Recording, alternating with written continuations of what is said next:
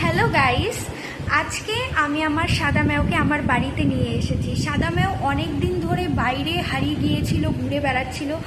এর কারণ হলো যে সাদা ম্যাওর যে আরেক ভাই আছে, মানে আমার আর একটা ক্যাট, তার নাম কালিয়া। সে সাদা ম্যাওকে একদম দেখতে পারে না, দেখলেই কামড়াতে আসে। আর সেই কারণে সাদা ম্যাওকে বাড়ি থেকে বের করে দিয়েছিল আর ও হারিয়ে গেছিলো। অনেক কষ্টে ফিরে এসেছে, আমার বাপের বাড়িতে ফিরে এসেছিল। তো সেখান থেকে আমি সাদা ম্যাওকে নিয়ে এসেছি। এই দেখো সাদা ম্যাওয়ের অবস্থা, দেখো কি হয়েছে। এগুলো তো একদম, দেখো ওর হয়েছে ফ্লিয়া।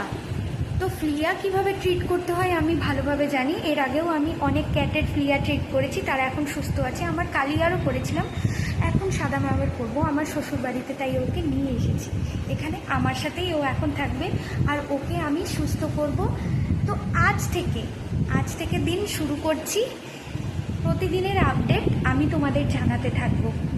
তোমরা আমাকে সাপোর্ট করো, ফলো করো আর সাবস্ক্রাইব করতে একদম ভুলো না, যেন আমি ওর জন্য কিছু করতে পারি আর ওকে সুস্থ করতে পারি আর চ্যানেলটাও একটু গ্রো করতে পারি, তাই না?